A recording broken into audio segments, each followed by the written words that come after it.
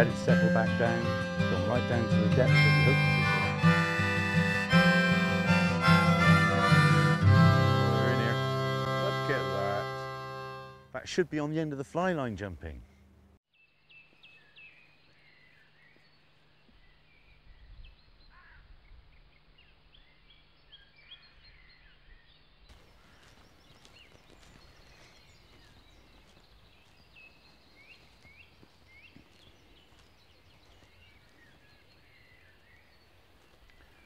Well, this looks very nice. Another new venue for me, Watermark Fisheries in the Cotswolds. Been walking around, there's a little bit of ripple on the water, which I do like. And most of the guys that are here already are fishing sinking lines. But we've got some cloud cover and a slight ripple, and I can hear fish moving out there. So I've decided to stick with a floating line to start off with. Apparently this is a very, very deep fishery. Later on in the day, when the sun gets up, the fish will go down, and I might have to change to a sinking line myself. But until then, I like to make the most of it on the floater. Quite a basic setup today. I've gone for a long leader in case I have to search the depths, but basically it's one dropper and 1 point fly. So on my dropper, I've got a size 14 straight buzzer, just an ordinary little black buzzer. Let's have a look at that. There it is. And then on the point, to help everything turn over nicely, I've gone for a size 12, again in a black buzzer. So this gives me the option of covering a couple of different depths, a couple of different sizes, and it's a well-proven imitation, this. When I say imitation, it's not really that close an imitation, is it, when you think about it? I mean, buzzers, they're straight when they're just hanging. They do this when they're swimming. This isn't going to do that, it's going to be straight all the time. But it does have trigger points that the trout recognise. This one, you've got the little segments on the body, and this little orange flash here, which represents the wing case. Because this is an imitation of the non-biting midge, chironomid. Starts off life as a bloodworm, right down at the bottom, then becomes free swimming in this larval stage, and then finally hatches into little flies that we see going around. We call them buzzers because when they get near our ear we can hear the buzzing. Real buzzers have breather tubes front and bottom. This one doesn't. I like to think that the trout just sees certain trigger points. I mean, how realistic can we make a fly look? Let's face it, when was the last time you saw a fly with a lump of steel sticking out of its backside? It's more representative. If you've ever seen Tom and Jerry, you get the steak, T-bone steak. And it's that shape with fat all around it and a nice T in the middle. Have you ever seen one like that? But you know it's a T-bone steak because it's near a barbecue. That's where you expect to find food. I hope to present this at the right depth, and then the trout hopefully will see it as food, being representative. So I'm going to get started.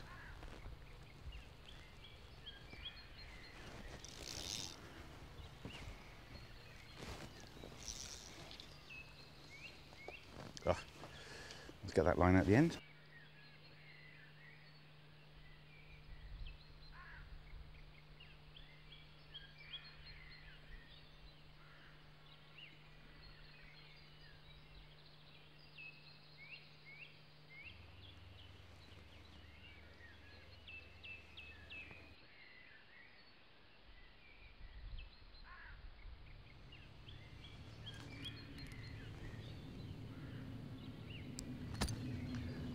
Been very slow so far. Worked my way all around the lake, and quite frankly I haven't had a pull. The banks are virtually lined now and there have just been 2 fish caught. So I've been able to glean a little bit of local knowledge. Turns out I wasn't too far off with my original assessment of buzzers, fished long leader and allowed to get deep. But probably I'm not getting deep enough. It's been recommended that a Montana works well. Now, well, I've got a Montana, but it's not weighted, so it'll take a long time to get down. So I'm changing for this. It's, you might call it a tadpole, but because it's got the gold bead head, it will get down there. And that green collar, very similar to the Montana with the green thorax. Now the theory is you let it go as deep as possible, really give it a long time to sink, and then a quick retrieve off the bottom to induce a take. As it is, we've still got a bit of cloud over, but no fish moving on the surface. So I think this has got to be the way to go. Size 12 buzzer still on the top, which I put on the top dropper, and I've lengthened my leader quite considerably. I'm probably using about 18 feet of leader here, so I should be able to get right down to where the fish are. I've been told to make it the longest cast as possible. It won't be terribly long with no wind to assist, but let's give it a go. Local knowledge, sort me out.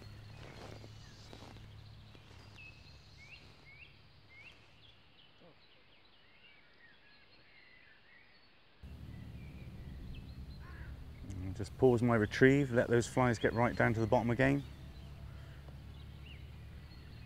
And then try a long pull for an induced take. Conditions look ideal. Ripple, nice bit of cloud cover. The only thing I can really put this down to is maybe this cloud cover shows a change in air pressure that's come through, and that could well be putting the fish off. Hopefully they'll get used to it this afternoon and wake up a bit more. I'm here at Watermark Fisheries with Adrian Davey, the proprietor. Hello Adrian. Hello there. This is a beautiful looking fishery.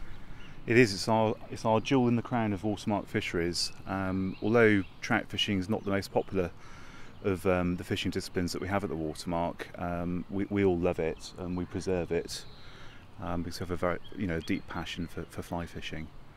I'd say it adds Watermark Fisheries. So obviously you have. I noticed you've got the River Churn there. I'm not sure whether that's fish. But you've got coarse lakes as well. We've got coarse lakes. We've got the biggest day ticket carp fishery in the UK. Where we have the British Carp Championships every year, the semi-finals. We've got a carp lake just behind you that's quite famous. It's Little Horseshoe, lots of carp to nearly 40 pounds. And we've got a range of ponds, lakes, streams, all through over about 1,000 acres surrounding us, actually. Fabulous tench fishing, fabulous pike fishing, so something for every season. Obviously the water is very clear, so it's spring fed as well, or is it just ordinary ground level water? It's both. It's groundwater and spring fed. You've got the River Churn, you've got the Leach, you've got the Amtley Brook. The area has always been very, very good for trout fishing. Gravel abstraction and abstraction for drinking water has reduced the flows, but I'm glad to say a lot of the boreholes in the area have been switched off recently. The Environment Agency have done that, and so we're seeing that the rivers and the streams and the ditches all fill up with brown trout again.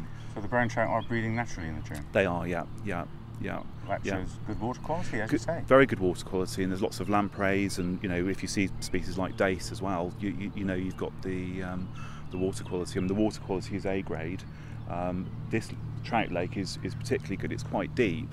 But it's spring fed, there's flow all year round. What you'll find is the trout in this lake, the reason that trout fishing works so well on this lake is they go down deep.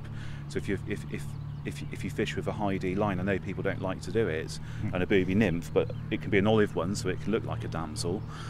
Absolutely deadly from July onwards, absolutely deadly. I mean, we've got lots of double figure browns in the lake, and most people actually are sort of fishing 10-20 feet over their heads at times. I've noticed a few fish move this morning. It has been very slow for me so far, but there are one or two fish that are taking nymphs just below the surface. So I was thinking about sticking with that until it gets a little bit brighter. You think things should pick up towards the afternoon? Well, if you're seeing fish moving, I mean, try a dry fly, and that's very, very effective. Or dial back, or buzzers. But my preferred method, because I know because I stock it, we take great pride in our stock fish. Very, very fit fish, and they become naturalised very quickly, so they act naturally. They'll go down into the deeps, in the warmer weather. Long leader, something like a Montana or damsel nymph or a super clue buzzer in quite a large size. Fish on the longest lead you can get away with, 14 foot really, the longest cast that you can make. Let it get right down there, count to 20 seconds at least. One long pull, it seems to activate the fish into a lunge, or to at least follow your flies, and then figure of 8 all the way back into the bank. And it's an absolutely deadly method. You're actually causing an induced take. So exactly getting it down in their feeding area, yeah. As it comes up, looking as though it's going to the surface, it has a pop at it. Definitely. I mean, the fish are so focused on feeding on natural flies because of the damsels and the buzzers are live with food, that you really have to sort of snap them out of that feeding approach that they've got to natural food. I'd say the 14 odd foot leader. What sort of depth is out there, say 20 yards? The lake is on average probably 12, 14, 15, 16 foot, but there's holes of 28 foot. So if that water's really, really cool, they will go and sit in that. And both ends of the lake have got deep water.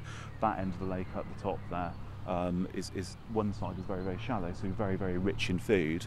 Absolutely. If you can see over there, I don't know if you can see with the camera where the picnic bench is, just off there, that's quite shallow, but it drops off into this corner just behind me to about 28 foot. So you can imagine they've got the best of both worlds. They've got the cold water and they can move out to feed in the shallows, and it's a fabulous place to fish.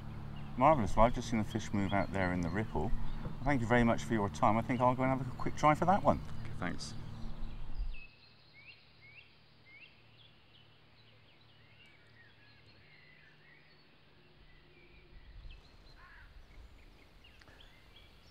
Thought I'd cracked it just now.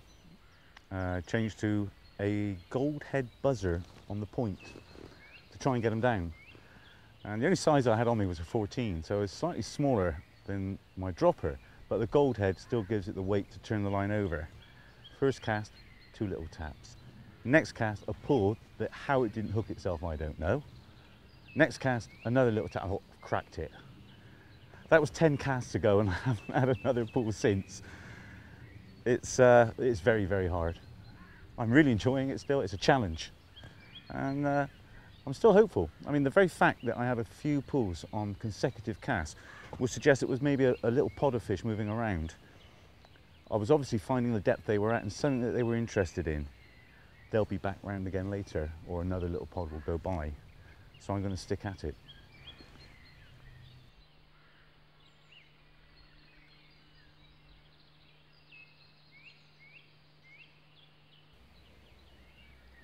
Very tough today. I tried just about every fly in my box, I think. If I get a take now, I'll be surprised if I even hit it. Wait. Yes! At last, I've had a little take out of the blue. I don't think it's one of the monster fish that's in here by any means, but it's a fish. Let's get this line off of my landing net and keep in contact with him. Finally on the buzzer, I think. We'll soon find out. You see I've got at least 9 foot to my top dropper there, and another 9 underneath, shaking his head. And it's actually come to the only fly that I haven't tried yet today. There we go. It's on the buzzer. I've had a buzzer on all day and it's finally paid off. There, look at this. Come on, my beauty. Get that net wet. Put a gold head hares on the point to help keep it all down.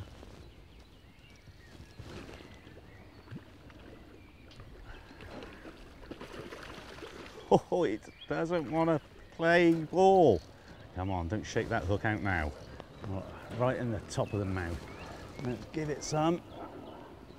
Yes. Wade in. I finally got one. Marvellous. Right. Come on, my beauty. Let's get you up here. Last. And a good sized fish. Right, this is not a catch and release fishery. All fish to be caught, with the exception of browns maybe, are to be killed. It's a fishery policy. So here we go. Let's do that before I take the hook out. And another. Could this be the start of things to come? That one wasn't going to come off. Thank you, Lord. Now, what I did was change to a team of flies. I had a team of 3, say 9 foot down to the top dropper, which was a dial back, then another 4.5 foot down to the buzzer, which is what this fish took, and then another 4.5 foot down to a gold head hares here to keep it all down. It's done the business. During the day, I've been watching a lot of fish jumping, and when they're jumping, they're not feeding. And I was thinking that they're trying to clean their gills out, or they're a little bit aggravated about something. And now I think I know what it is. A beautiful conditioned fish, but whether you can see that, look at the tail. These are all bloodsuckers. Little blood-sucking leeches. They'll be all over my hands in a minute. And obviously that's got to be very irritating for the trout. It itches. And he's jumping clear of the water and smashing his tail to try and loosen them off. And they're along the body, under the belly, both sides. You can probably see them better there, the little green specks. That's why they've been jumping. That's why they're not too happy today. This one's even less happy now because this one's going home with me.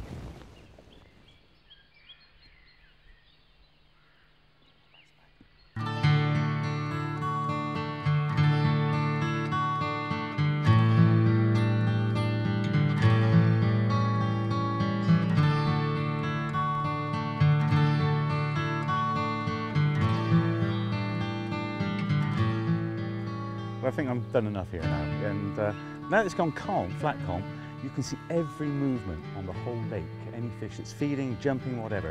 And I can see over the far side there, it looks as though there are 1 or 2 fish moving relatively near the bank.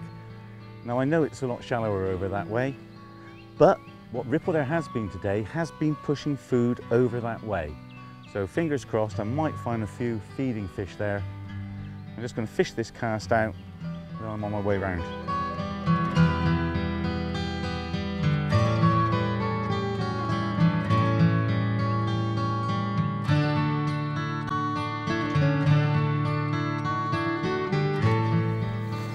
Hello there. Hi there, all right? Not too bad, not too bad. What sort of day are you having? Not too good today, really. No? But, no, I've had a couple of plucks, but that's it, really. It's I've been struggling today. Yeah, it has been hard. I know I've really Yeah. struggled just with the one fish. Yeah. What have you been getting your offers on? This little thing there, which is a Oh bit my like goodness. a daddy that sinks a bit. It's I would call it a rubber daddy. Did you make this yourself? Not that one, no. What I thought I would take them on today was the proper daddy, but I only brought a floating line with me today. I didn't bring a sink tip, and I was hoping that I might get a few fish on that one. I'm still hopeful.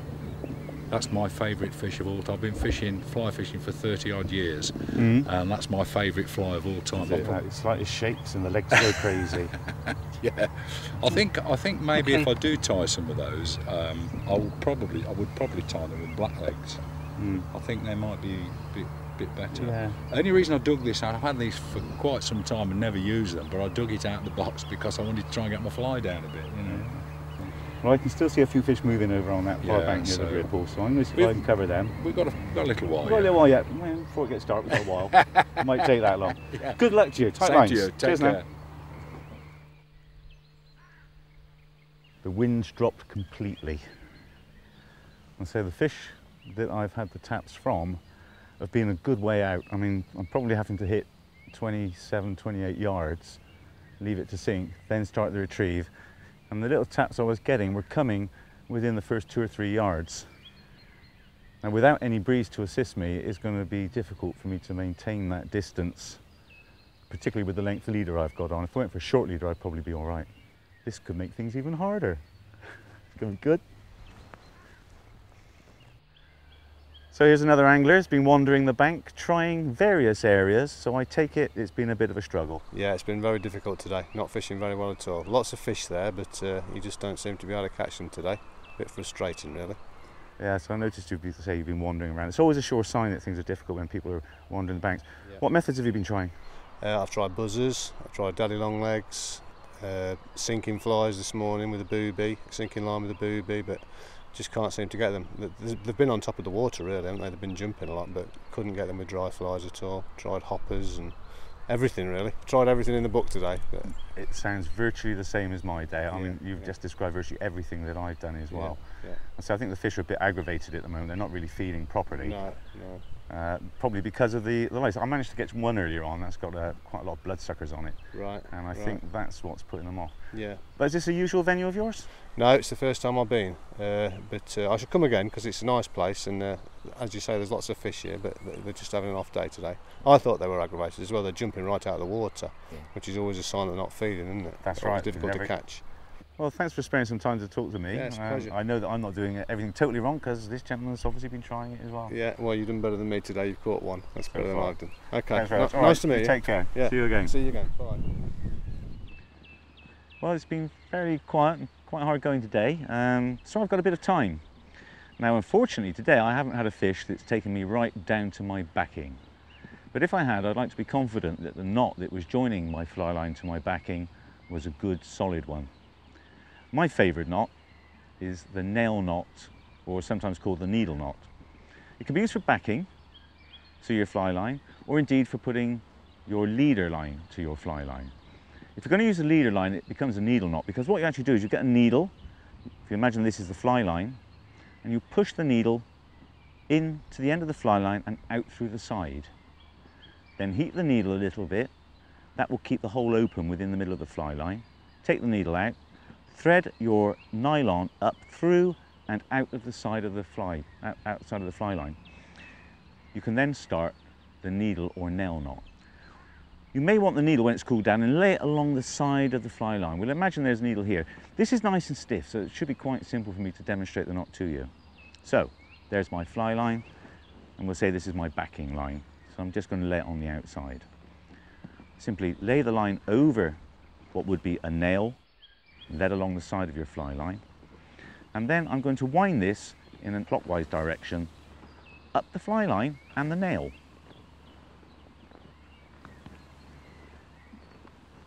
And this is what I need to do to get the material in the right place to form my knot in a moment. So I've given that about 5 or 6 wraps. I then take the end and I lay it along the nail.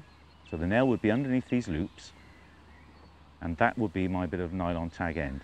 And I hold that against the nail and the fly line. Now then, this is where these wraps come in.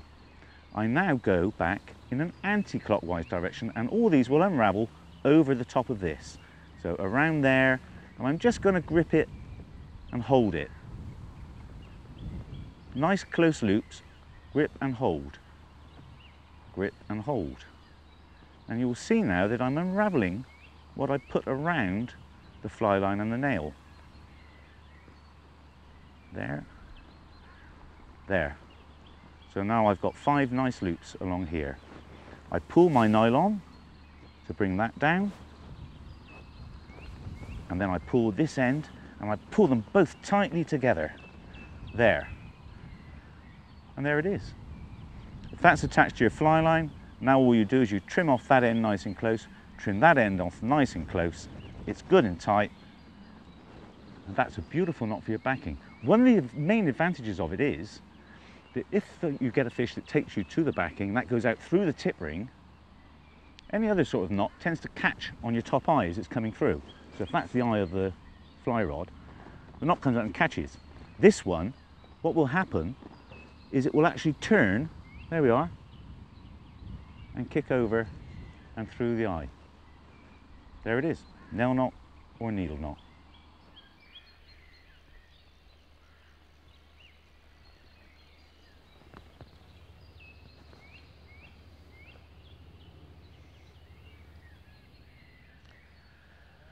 Certainly been a challenging day.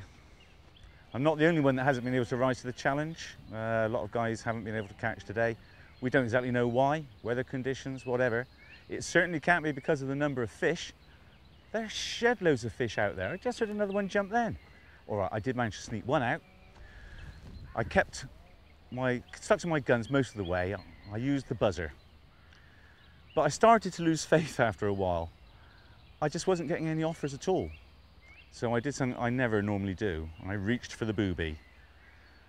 If you see me going for a booby, you know it's really hard fishing. Not down to the fishery, conditions, whatever, we don't really know. But it's a beautifully laid out fishery, lovely clean banks, there are picnic tables all around. So if you want a beautiful day out in these, it's lovely surroundings here and beautiful countryside all around, go to www.watermarkfisheries.com. You get all the information about their trout lakes and their course lakes, because of course they have excellent course fishing here as well. Book out with Adrian, give him a chat, come along.